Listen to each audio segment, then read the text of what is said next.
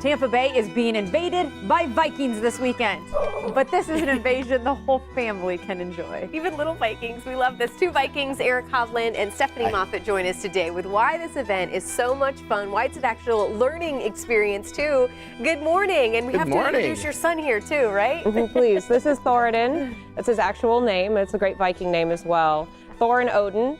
Gods of strength and wisdom. And where else are you okay with having a little one, 4 years old, playing with an axe and being so comfortable with it, other than when it comes to Vikings, right? Great training. It's all about training. He's ready to go. He is. Well, let's talk about the event. Yeah. This weekend. It is. Well, first let me just say that we are welcoming all Vikings to the premier STA Viking Fest. It's at the Tampa Bay Brewing Company West Chase location in their festival yard, and it's across from the Oldsmar Flea Market. It's super family friendly. It's $10 in advance on our website. You can find those tickets. It's only $5 for the kids. 3 and under are free. Bring them on. And it's $15 at the gate. And Stephanie is going to tell us about the cultural experience you can have at the STA Viking Fest this Saturday. So what we're going to do is we're going to take and we're going to show you about the weapons. Everybody wants to know about Viking weapons. I get it. I'm kind of carrying one here. I don't know what I'm doing with it, really. We're going to teach people how you use the shield. The shield was actually one of the biggest weapons the Vikings used, and everybody thinks of it as defense only and not offense. But let me tell you, there's a lot of offense here.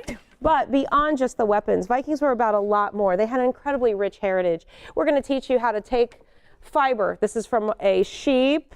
We're going to take it through all the processes, and we're going to make a woven piece of fabric. I thought this was a weapon. This wasn't a weapon. You can use that. Okay. This was. Okay, I don't want to get this too close. Vikings are versatile. Quick, Viking women were the strongest women on the planet. I'm pretty sure of this because this is not the world's easiest thing to do. I've been working on it a lot. That's why I make it look kind of cool.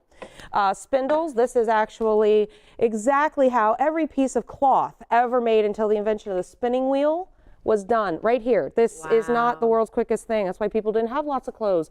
No ready-to-wears, no such thing. So we're going to teach you all about that. We're even going to do a spinning class. So if you want to learn how to use one of these, we can do that. We're going to talk about the history of the Vikings. We're going to do a history Q&A so people can ask about it. And then in the evening, things really heat up because we're going to have a fire.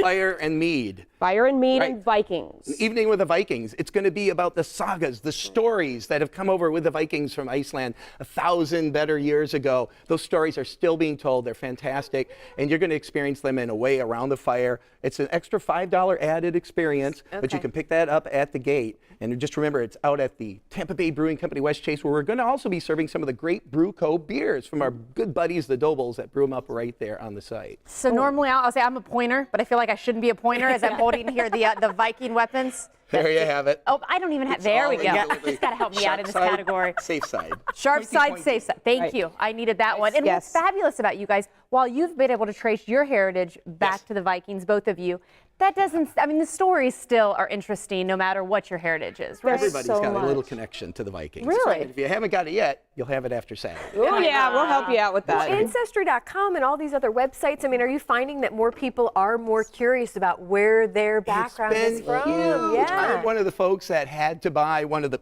kits on Cyber Monday. Still haven't sent it in yet. I'm afraid it's going to come back and say something like, you need to go ahead and send it in now. You can read your results this weekend. All right, I better step it up. Yeah, I'm pretty sure I know where it come from. But boy, it's exciting. Heritage is such a huge part of this, and that's why I invite the families to come on out. It can be part of an educational program for you, and it's going to be a blast.